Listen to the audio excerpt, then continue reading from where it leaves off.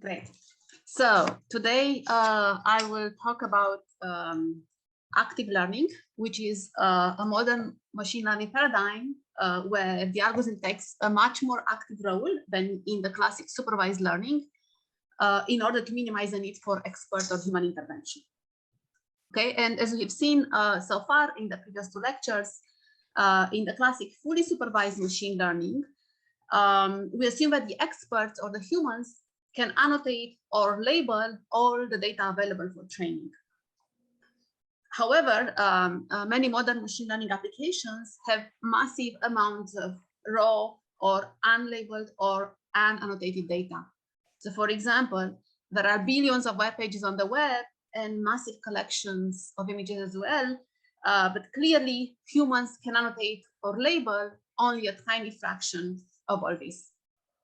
Okay, and this is why there has been over the past 20 years or so a lot of interest in machine learning and its application areas in trying to design machine learning techniques that somehow best utilize available data while minimizing the need for expert or human intervention. Okay, and there are several techniques that have been designed for doing so. For example, semi-supervised learning.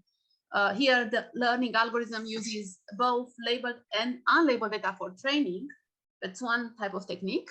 Another technique, which is what I'll talk about today, is active learning, where the algorithm, where the algorithm somehow most effectively utilizes the available data by somehow intelligently selecting and also selecting intelligently and in an adaptive manner which examples to request to be labeled, with the goal to minimize the labeling effort, the human labeling effort. Okay, and over basically the past 15 years or so, there has been actually also quite a lot of exciting work on foundations, on I guess theoretical foundations of active learning, with several interesting developments. Most of these developments have been for sample complexity or for label efficiency, trying to understand in principle how much data can we save if the algorithm is, how much human effort can we save if the algorithm is active as opposed to passive. And today I'll tell you a little bit about some of these developments, and I will on provable guarantees for active learning, and I will mention briefly this paradigm called disagreement-based active learning that is quite general. It applies to generic concept spaces. And then I will also tell you about another type of, about actually a recent line of work of mine on so-called margin-based active learning, where we show that by being more aggressive in disagreement-based active learning, we can obtain both level optimal and polynomial time algorithms for learning linear separators in an active fashion. And yeah, so that's the plan of the lecture today. So I'll talk about active learning. And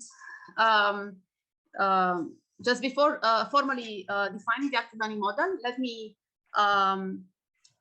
basically briefly remind you the fully supervised machine learning model. So here in the passive, what you've seen in the previous two lectures, so in the passive fully supervised machine learning, the distributional learning formalization is as follows. So we assume that there is some distribution over some underlying probability distribution over the space of unlabeled examples. So for instance, over the space of email messages, if we're trying to do spam detection. And then in the training phase, first a random sample of these examples are labeled by an expert, for instance, as being spam or not spam for the spam detection problem. And then these labeled examples are given to a learning algorithm, which then produces a hypothesis function from some search space or some hypothesis space H. For example, it could be a linear decision tree, as you've seen in Cynthia's lecture, or it can be a linear classifier. And this hypothesis that the algorithm produces, of course, will be used to classify new subsequent examples that come from the same source as a training set of examples.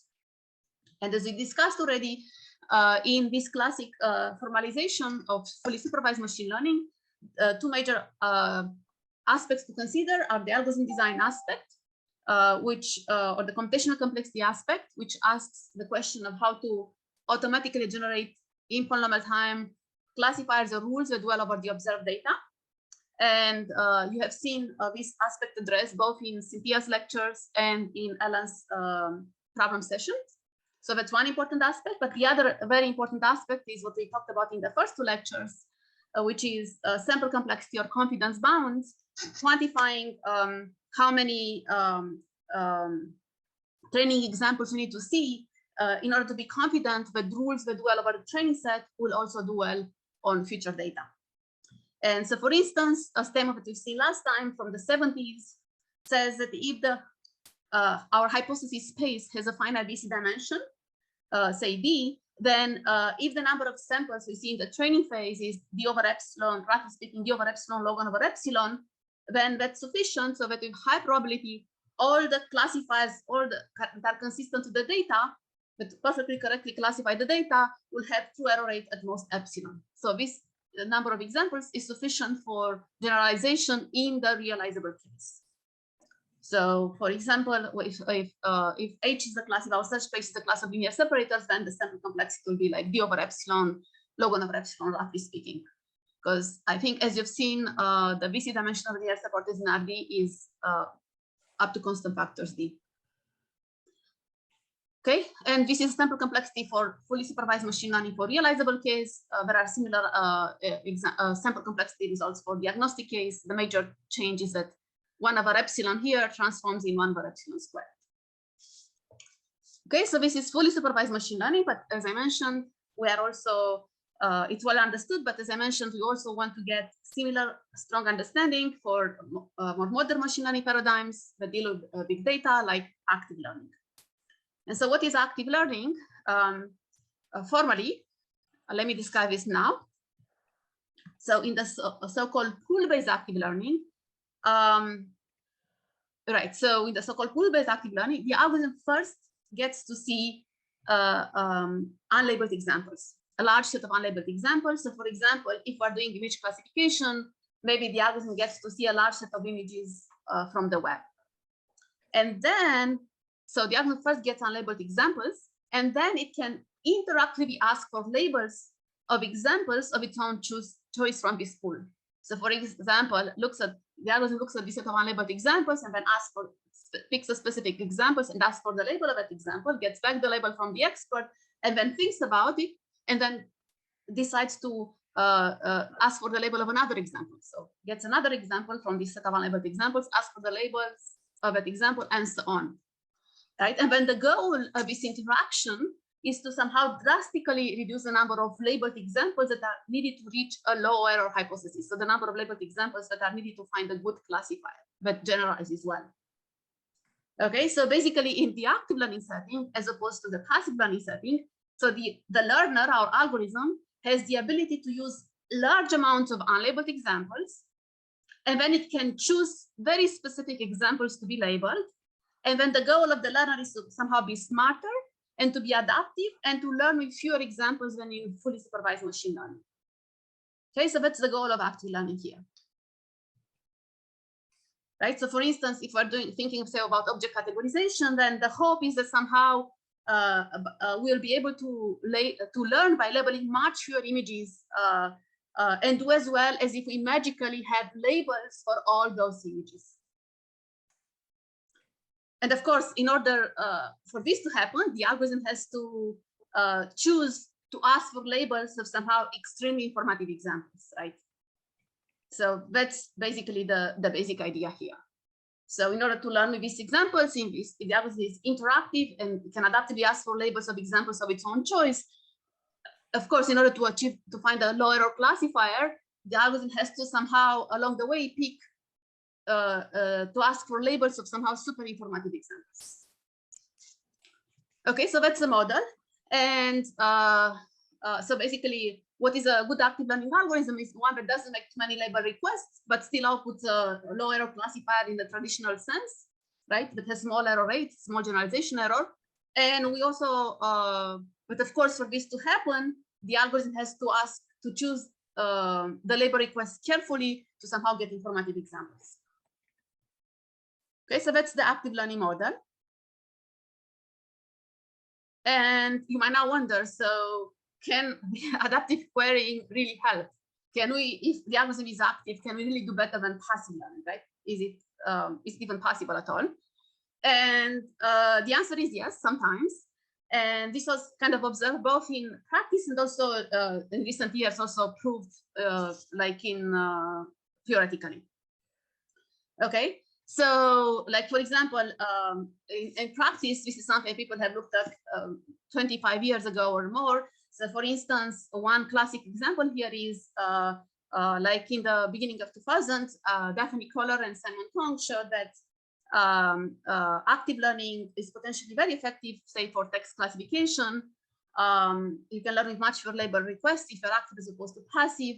And they use some sort of algorithm that with margins-based active learning algorithm, which is of the type that I'm going to tell you about later in the talk.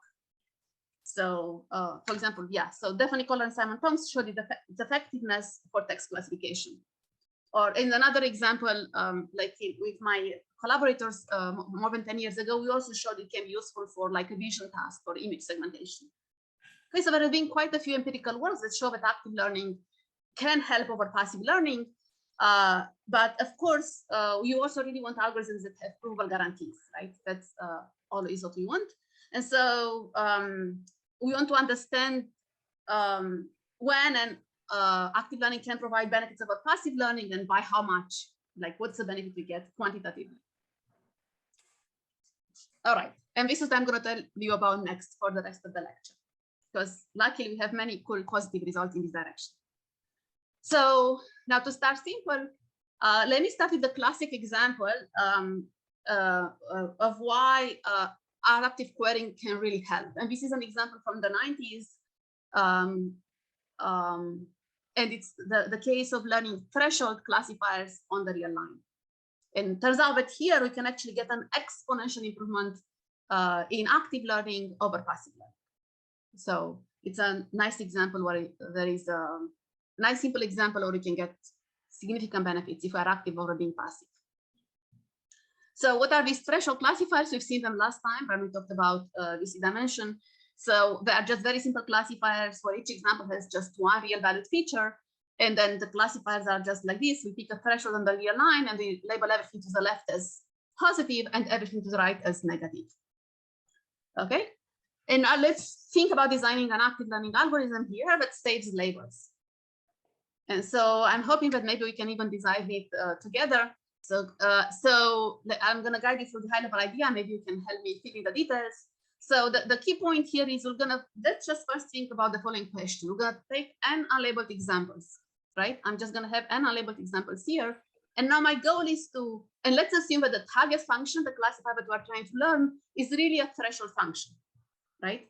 And so now what I want to do is, of course, I could be using passive learning and ask for the labels of all these examples. And then I could apply my sample complexity guarantees from last time. It's one solution that's fully supervised machine learning. But now the question is, can we be active? So can we somehow ask intelligently for the labels of only of some of these examples and recover the label of all these examples by only asking much fewer queries? And of course, using the fact that here I promise you that the target function is a threshold function, looks like this one, like this threshold here. So any ideas about what can we do?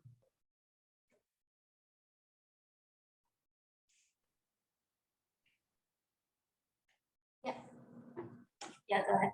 Maybe where the biggest density of the points is, so we ask for label for the sample. Yeah, so that's an interesting idea. So that could work, and actually people, that's a different, it's not what I'm going after here, but it's called density-based active learning, and there are some nice heuristics that people look at in practice. Let's think about, just to make things simple here, let's assume that the underlying distribution is even uniform. So I don't expect to have, let's think about the case where the underlying distribution is uniform. So I don't have areas of high density or low density. But that's a good idea in general. So, and people do apply in practical machine learning, but it wouldn't apply here if the underlying distribution is uniform. But great idea though. So let's assume also that the underlying distribution is uniform here. So when I draw an unlabeled samples, it's like, yeah. I don't have areas of high density or low density somehow. Could you take the distance between the left hand and the right hand point and just go halfway and hope for the best?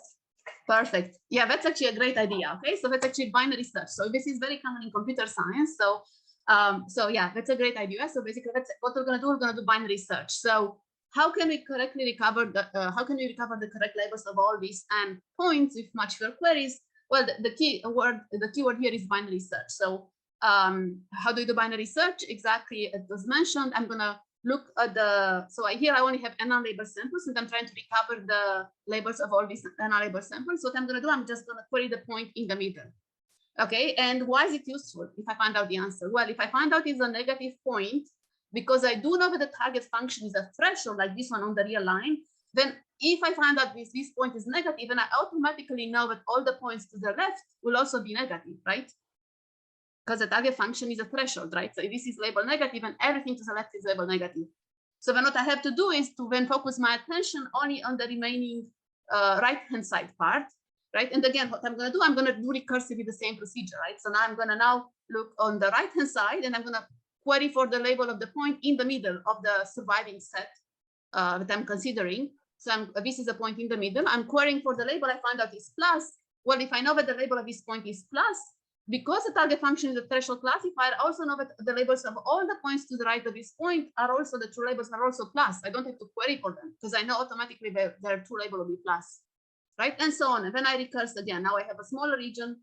So I'm going to ask for the point of the label of the point in the middle that's minus, and so then in this simple case, everything stops. So basically I do binary search. I have a current region under consideration, and at each moment I ask for the label of the point in the middle of that region, and based on the answer that I get, I either go to the left or to the right, and in each moment in time I halve the region under consideration. So obviously if I start with n unlabeled examples, I can this process terminates after log n queries, right? So essentially by only asking log n queries, I can correctly infer the labels of all these n unlabeled examples, right? So that this, which is good, is great.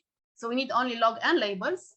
And then at the end, what we're gonna do, what's the learning algorithm, like what's the final active learning algorithm? So we start with n unlabeled examples. We do binary search by only using log n requests. We can correctly infer the labels of all these unlabeled examples. And then at the end, we just output a classifier that is consistent with this and with this inferred labels, right? And then we know that from the sample complexity statements that I recapped earlier and that we talked about last time, that if we know that if the number of samples is of the order 1 over epsilon, we are guaranteed to output a classifier of true error at most epsilon, right? Because from the sample complexity for passive supervised learning, really, because why the BC dimension of thresholds on the real line is, as we talked about last time, is 1. Right, so basically that's the so the active learning algorithm here uses 1 over epsilon unlabeled samples.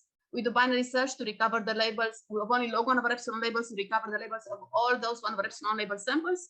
We just output a classifier consistent with all these input labels. And then from the generalization guarantees we talked about, we're guaranteed with a high probability we're going to output a classifier of true error at most epsilon.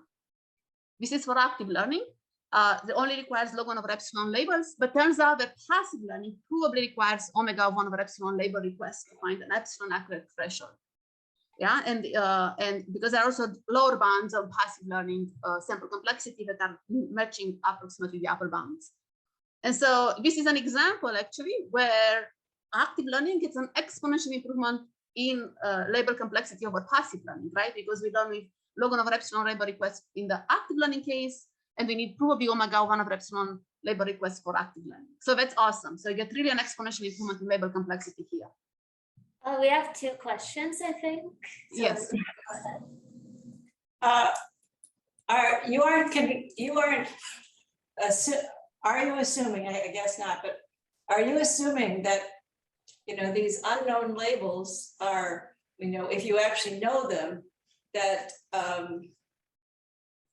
you know, they are consistent with the order on the real line?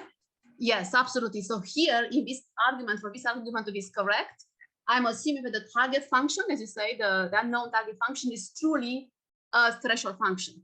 That's crucial for the correctness of the binary search. Okay. All right, great. All right. If it's not crucial, if it has any tiny bit of noise, this algorithm is going to fail. Absolutely.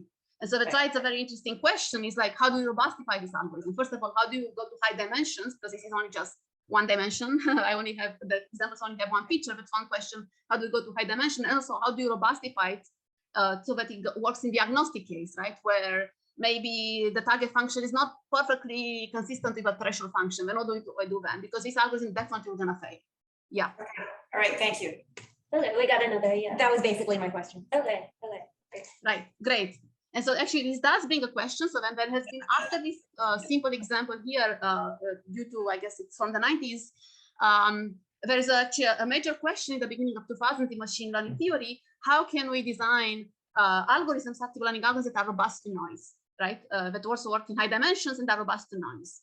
And there are several, and here I'm not going to go into details, but I want to mention that there is a whole line of work that does lead to active learning algorithms that are robust to noise, and it's so-called disagreement-based active learning.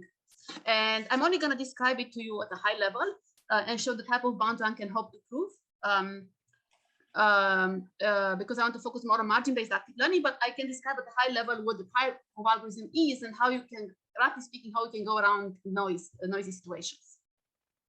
Okay, and these are called, this is a line of work called disagreement-based active learning. It was actually for the first time analyzed in the noisy case in a paper that I had in 2006, Florina Balcan and John Langford. And the algorithms are of the following style. So this will be, first of all, inefficient. So it's not, I don't say now computationally efficient anymore. Like, you know, the binary search procedure that you looked at is computationally efficient, but these disagreement-based active learning procedures are not necessarily computationally efficient.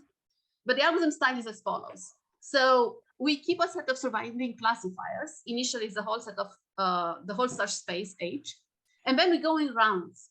Okay, and then in each round we focus our attention.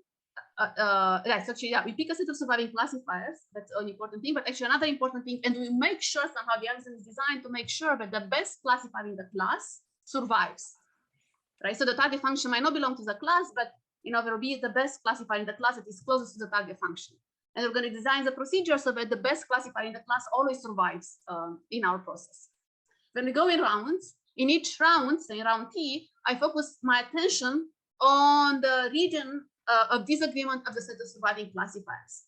Right? So I'm looking at the instance space, and if I see feature space, and if all the classifiers that are surviving currently in round T, this is the set HT, if all the classifiers in round T agree about the labels of these examples, I'm not going to query for the labels in those regions. So instead, I'm only going to focus my attention in the region of disagreement, where there is some disagreement among the labels of those examples among the set of surviving classifiers HT. So I focus on the region of disagreement of the current set of surviving classifiers HT, and then I pick a few points at random from that region, and then I query their labels. And then we're going to use those labels to then throw out hypotheses, classifiers from considerations if we are statistically confident they are suboptimal.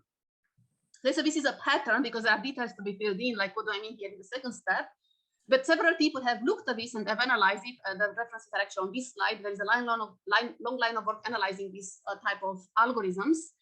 Now, these are now resilient to noise. They work for the agnostic case. So, for example, for the threshold case, we also work even if the target function is not perfectly a threshold. There's no consistent with that ordering on the real line. It's close to one of it. So now these algorithms also work for the agnostic case. So they're very general in that sense. And the cool fact is actually that several people have provided very general sample complexity results, label complexity results for such algorithms. we got a question here. Yes. Nina. So Yes. you say statistically confident. Is statistically confident with respect to what distribution are you assuming? The distribution induced or the conditional distribution over the region of agreement of the set of surviving classifiers. So because the labels that we're gonna get right now will be from the conditional distribution on the region of agreement, right? We only in each round we have the surviving classifier HT. Okay, it's a distribution on the hypothesis space. No, it's a distribution again over it's a marginal, I guess, the marginal distribution over the instance space still. So we're gonna, so it's still a marginal distribution over the instance space as we normally have. It's not over the hypothesis space. But roughly speaking, we based on the query, based on to be a little bit more even more. I didn't want to go into details here, but I can say a few more words to make it more clear. So, like based on the query, like we have a set of surviving classifiers, and then maybe this is the current set of surviving classifiers if we're doing linear separators. The normal vectors lie in this region. And now, if I look at the instance space, then maybe there is a region of agreement of this set of surviving classifiers, or there is also a region of disagreement. So the points in the region of disagreement will be points where there are at least two classifiers in the current set of surviving classifiers that disagree about the label. What I do, I take a few points at random from the region of disagreement, which in this picture will be this part and this part. There are random points subject to being from the region of disagreement. And then I use those to come up with upper and lower bounds on the error rates of the classifier still under consideration. And for that, I apply my typical sample complexity bounds for supervised learning. But now, when I'm going to apply it, I'm going to apply it for they'll be on the conditional distribution given the current region of agreement. And it's still the distribution over the instance space. Okay. And then, and so I come up with upper and lower bounds on the error rate of the surviving classifiers, and then I'm going to throw out from consideration somehow classifiers, and then initially those upper and lower bounds are on the, so I'm going to somehow be able to translate it to upper and lower bounds on the error rates over the instance space, even if overall. And then I'm going to throw out from consideration some hypotheses, if basically what I mean by statistically confident that they are suboptimal, if I have two hypotheses, H1 and H2, and, and the lower bound and the error rate of H2, that is a lower bound with high probability, is bigger than the smallest upper bound for, say, maybe the upper bound for H1, for example, then I can confidently know that I can throw H2 from consideration. Right, so basically I come up with upper and lower bounds on the error rates, and if I know that I have classifiers, so for example, I have a classifier, this classifier, maybe say, let's call it H2, whose lower bound on the error rate is bigger than the minimum upper bound, say it's bigger than the upper bound for another classifier H1, I can definitely throw this from consideration because I know it cannot be the best classifier in the class. Thank you. Thank you. Yeah. So this is a little bit at a high level. I have the references on the slide. The details would be like, more require a lot of notation, so I'm not going to focus on this too much. But the cool fact, as I want to mention, is actually that this line of work, so such type of reasoning, this disagreement-based active learning, has led to very general sample complexity results for active learning, for noise, basically for the agnostic case. And so, like in our original paper, we showed, that for threshold functions, for example, we can also get an exponential improvement by using this style of algorithm, even in the noisy case, and it's for the learning threshold functions. And then we also showed another example for if we're learning linear separators in RD, then again we can get an exponential improvement by using this style of algorithm. But following our work, many other people have analyzed this kind of this style of algorithm, and now there are some very general sample complexity results. I looked up the one that I have here on the slide, where now you can kind of show something that sample complexity looks like this, for instance. So if you recall, in the realizable case, the classic supervised learning sample complexity was of the form: if the number of samples receives of the order BC dimension of the concept class over epsilon, then generalization happens. Now the sample complexity will look a little bit different. It will be if the number of examples receives the BC dimension of the concept class times log 1 over epsilon times some quantity called the disagreement coefficient. And if that disagreement coefficient doesn't depend on epsilon, then we again get exponential improvement in label complexity. And this actually, for example, happens for threshold functions and for linear separators in RD under nice distributions when the marginal distribution is, say, uniform or log concave. Okay, so there are some very, very nice general sample complexity results for this disagreement-based active learning line of work. And based on alternative measures of complexity. So in addition to BC dimension, now we also have this disagreement coefficient comes into the bound. Okay, but as I mentioned, that's not what I want to focus for the rest of the lecture. I want to, first of all, these disagreement-based techniques lead to very general algorithms for active learning. They work generically for any concept class. It's a pattern that applies to any concept class. Doesn't have to be thresholds or linear separators. It can be neural networks or your favorite type of hypothesis space. And so it's one positive and another positive. They also work for adversarial label noise, or in other words, for the agnostic case. However, the kind of the major problem with this is that they are suboptimal in label complexity. So even, for example, for linear separators in RD, we know that when we analyze them, we get a sample complexity that is not optimal. It's like the additional square root of d factor of d, the dimension in the bounds. That's one negative, and another negative, they're also computationally prohibitive. So, they're not really implementable, in polynomial time or anything like that. And so a key question that is still remaining in the literature is to design polynomial time, noise tolerant, agnostic active learning algorithms that are also, say, label optimal or enjoy very good label complexity. And for the remaining of the lecture, I'm going to show you some results that we've had in recent years in a line of work with several of my students and collaborators on what we call margin-based active learning algorithms. And this is for learning linear separators. Okay, and so so here, we'll be able to show, and I'm going to go for some of these arguments in the remaining time. So for the realizable case, we are able to show, so here we're going to be considering a margin-based active learning technique that I'll describe in a bit in detail. And we are able to show that for the realizable case, we can get, when the underlying distribution is a log concave distribution in RD, we are able to show that we can learn with only d log of epsilon label requests, a classifier of error most epsilon. And this is essentially optimal and probably exponentially better than passive learning, than fully supervised machine learning. Okay. Moreover, in the agnostic case, where the target function might not be a linear separator, but maybe it's close to a linear separator, we are able to provide a polynomial time active learning algorithm with a strong performance guarantee that it outputs a classifier whose error rate is only within a constant factor multiplicatively of the error rate of the best classifier in the class. And we are able to do so in polynomial time. And actually, this is interesting since here we are competing with the zero on loss. And this zero on loss is non-convex and notoriously hard to optimize even or to deal with even for passive learning.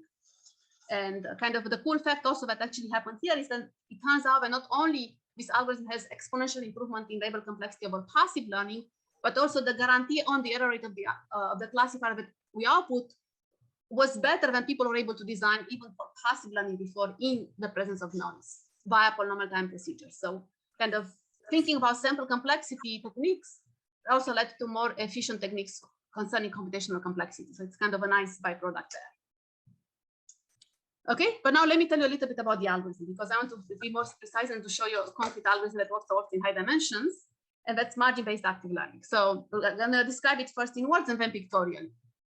So basically, now let's think about the simple realizable case where the target function is truly a linear separator, yeah, and then we'll relax the assumption.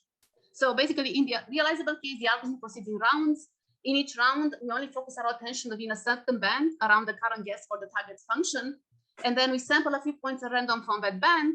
We ask for their labels, and then we proceed. We then update our guess for the target function. In the next round, I focus my attention within an even smaller band, get a set of new points at random from that band, and so on. Use it to update the guess, and I proceed. Okay, so let's look at it pictorially.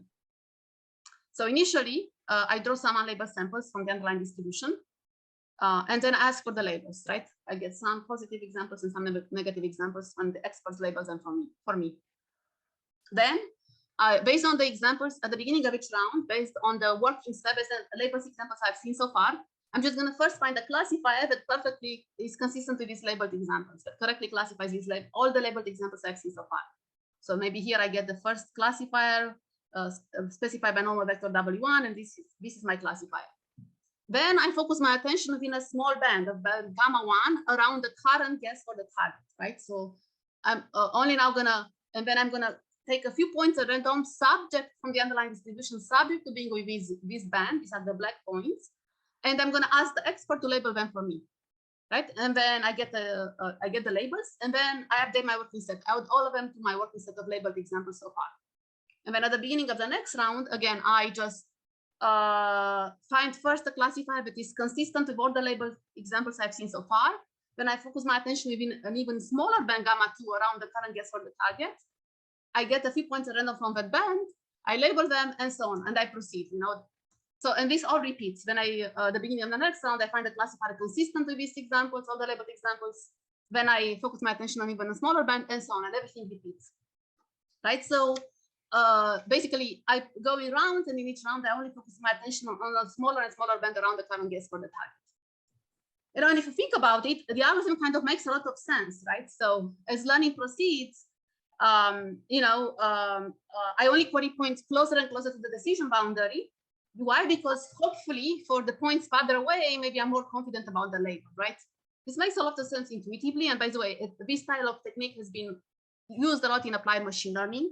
So for example, the paper that I mentioned by Simon, definitely Kohler and Simon Tong was using exactly a style, an algorithm of this form. So this margin-based technique. So as learning proceeds, focus closer and closer to the decision boundary. Okay, so this makes sense. The question is, what can we prove, right? Can we show something interesting for this style of algorithm? Okay, and in our work, we're able to show that basically, if the underlying distribution is a low concave distribution, then we can get exponential improvement in label complexity in the realizable case, and then we can also modify the algorithm to also work for the agnostic case. Okay, and so what's a low concave distribution in RD is just just means that the log of the density function is concave. And many known distributions are low concave. For example, the Gaussian distribution would be a low concave distribution. Now, for such low concave distributions in RD, if the underlying distribution is a low concave distribution, then we show that if in each round K, we set the kind of the margin parameters, so to be 1 over 2 to the K, so exponentially decreasing margin parameters, then we are able to find a classifier of error at the most epsilon only after log 1 over epsilon rounds, and we are able to do so by only using, roughly speaking, D examples per round, D labeled examples per round. So if we add up all the examples throughout the rounds, we get that in the end we are able to output a classifier of error at most epsilon by only using D log 1 over epsilon label requests. And actually, if you are also curious, the number of unlabeled samples also be the over epsilon. The number of label requests is D log 1 over epsilon label requests.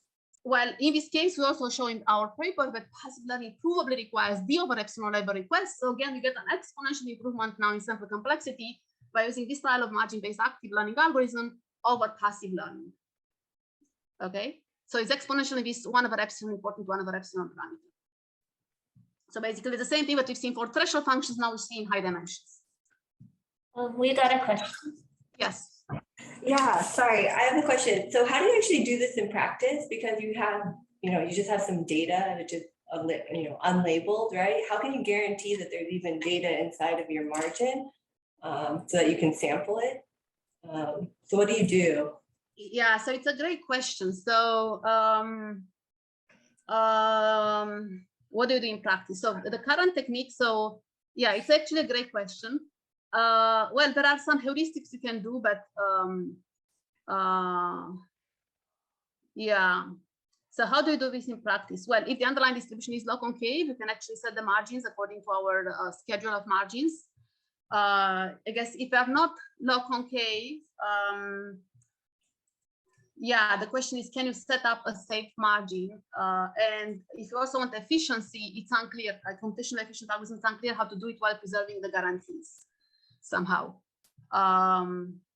Yeah, so I guess basically to answer your question, I mean, you can always just, yeah.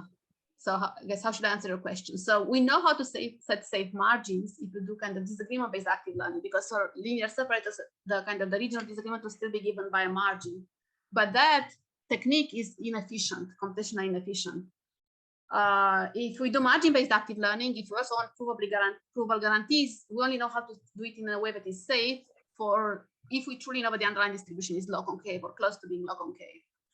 If we don't have this additional, I guess, yeah.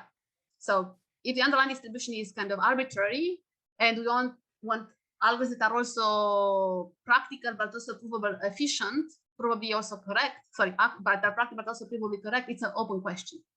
Okay, so basically that's a long way of saying we don't know efficient, provable, I guess, polynomial time practical techniques for active learning that are also, that work no matter what the underlying distribution is, but they're also probably correct. Okay. So as you'll see in this theorem, so it's a great question. Actually, it's a major open question. That's why the field is still interesting, So like I would say that it's the development in the theory of active learning have been more on the sample complexity side. We still don't have algorithms that are very efficient. So we have very generic algorithms like this disagreement-based active learning that I mentioned, but they're computationally very expensive because how do you keep the regional disagreement? How do you keep the set of surviving classifiers and so on? So very computationally intractable. But when we have algorithms that are efficient and probably correct for specific assumptions about the marginal distribution, and then I can tell you how to set the gamma margin, you know. But what if my underlying distribution is not log concave? We don't have a way. It's unknown yet. With some people with probable guarantees. Now, of course, you can do heuristics, and you can just do something heuristics, and there are many heuristics proposed in the literature. Unfortunately, those heuristics can fail, and if you apply them, you might learn something that is very far from the target function. So in the end, you might learn a classifier, that is very, very far from what you are hoping to learn. Yeah, Okay. another question. So, Yep. So I'm wondering if this can be manipulated. So, like, I don't know, suppose we have some, news article or something, right? And you're trying to find out whether it's true or false. Yeah. And so you get some people to label it. Other people, people are, adversaries, and two sides are watching this in real time, right? So you get some people to label it. Then the other, adversaries watch, and then they're like, they answer it the next time. So it seems like you could make this thing converge anywhere, wherever you had the greatest strength of the adversaries at a certain time. You could make the answer whatever you want.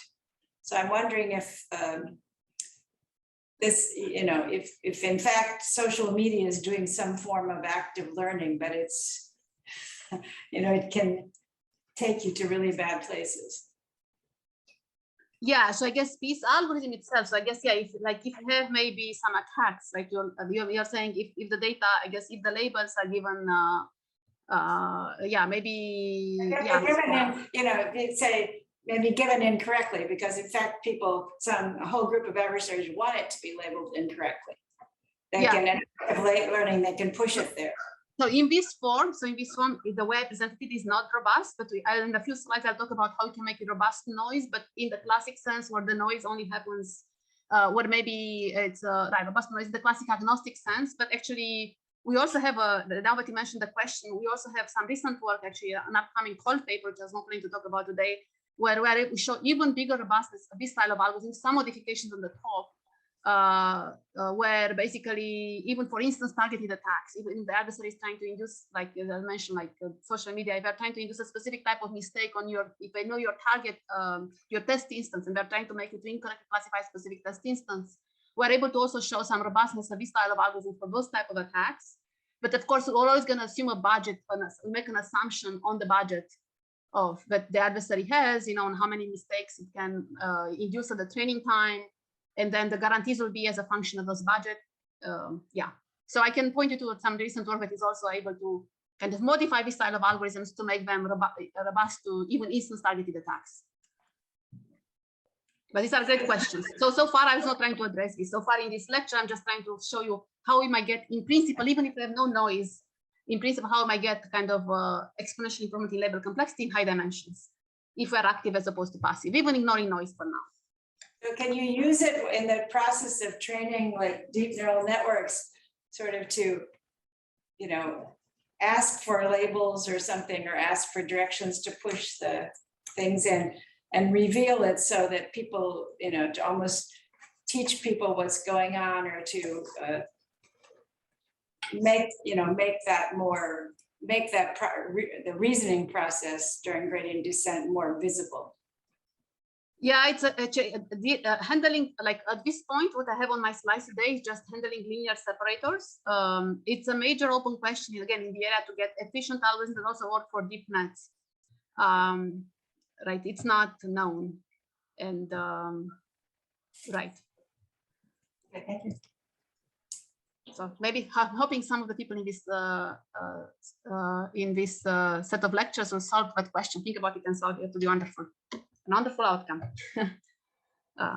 Okay, great. So I do have a few minutes. I want to quickly go through I wanted to show you a proof, like what, because it's a cool high dimensional proof. And then I'll talk about something about robustness and some open questions. So I guess I can present in 5 minutes a proof because it's kind of a nice. I wanted to show you also that the foundations of machine learning also have some beautiful proofs.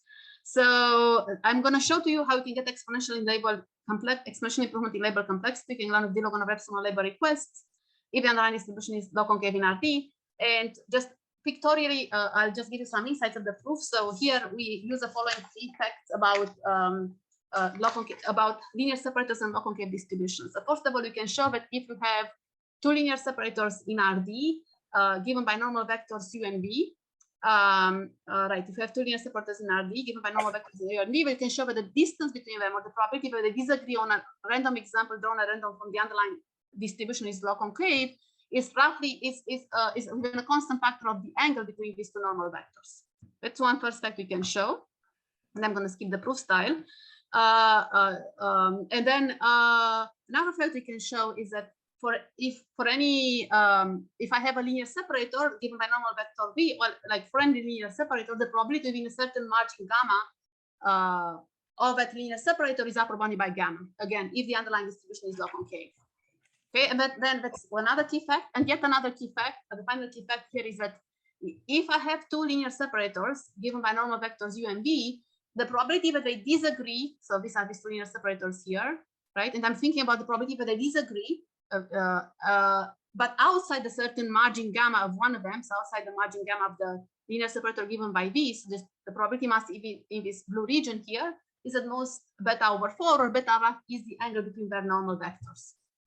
Right, so I can, what's the probability that two linear separators disagree outside a certain band of one of them is the angle, roughly speaking, the angle between them over a constant, over say 4. So that's something that we can prove using properties of log concave distributions. All of these require very detailed analysis of the underlying geometry between the linear separators and log concave distributions.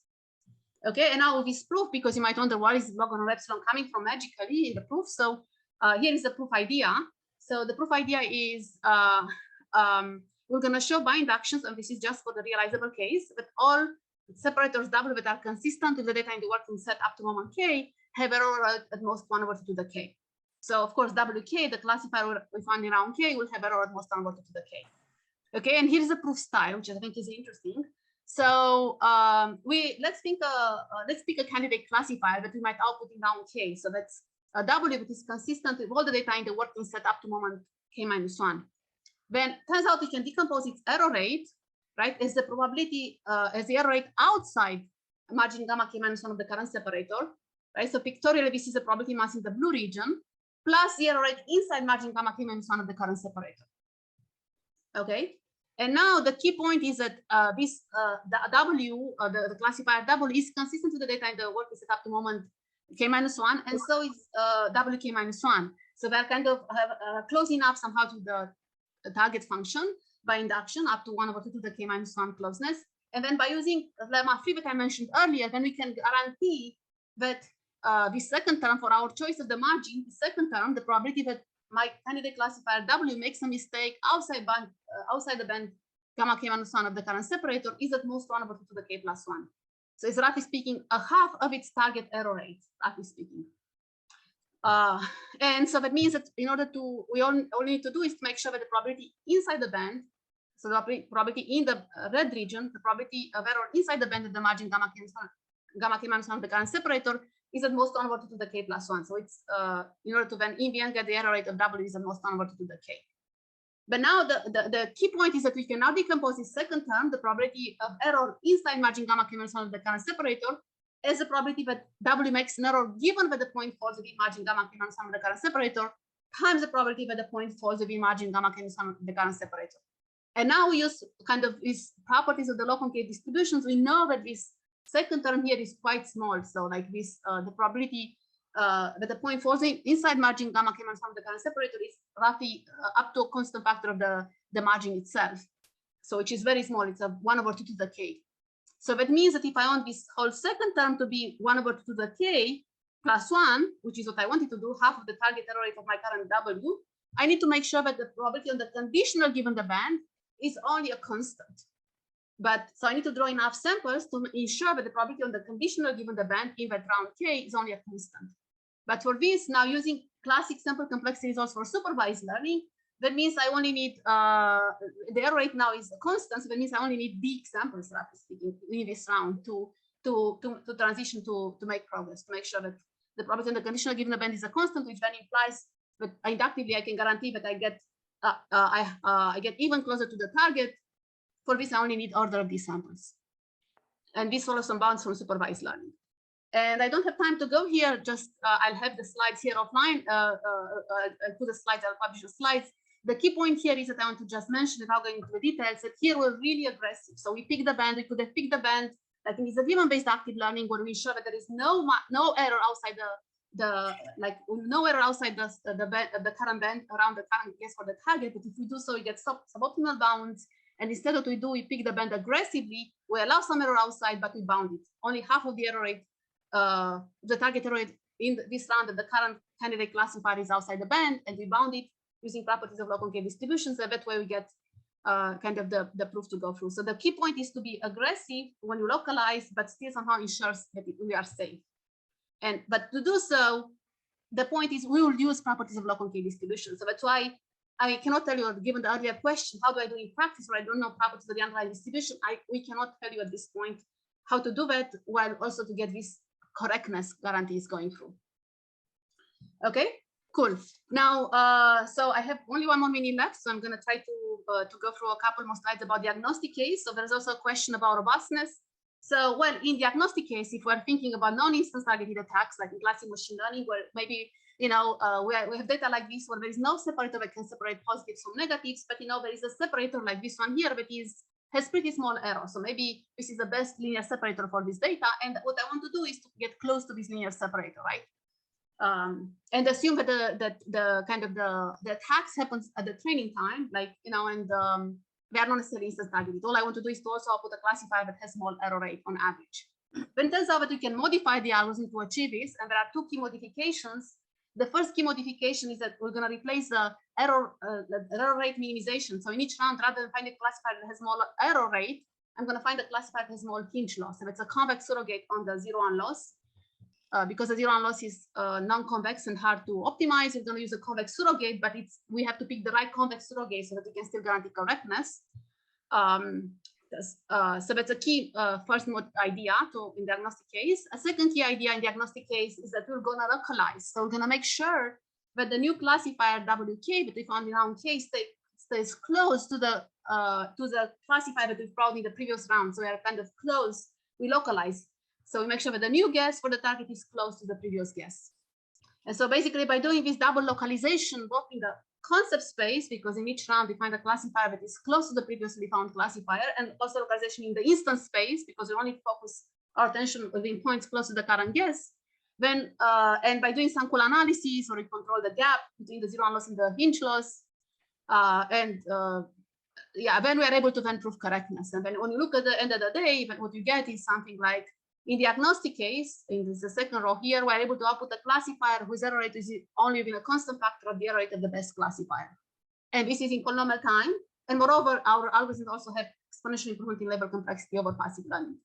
But even if we ignore the label complexity, this error guarantee is already better than what people need for passive learning for linear separators in noisy scenarios via polynomial time algorithms. So that's pretty cool. So basically also to connect to the questions, if we, even for passive learning, if once you have noise, if you want algorithms that are probably correct and are polynomial time, not much is known. I mean, before I guess appeared in 2014, even for linear separators, you are not able to, by 2014, to get a classifier whose error rate that outputs an algorithm that outputs a classifier whose error rate is a constant times the error rate of the best linear separator in the class. Our was the first one to achieve this. And there are major open questions even for fully supervised machine learning for deep nets. Now, what if I have deep nets? Can I do agnostic learning in polynomial time? But still, these are still major open questions. And if you want to also be active, that's another major question, of course.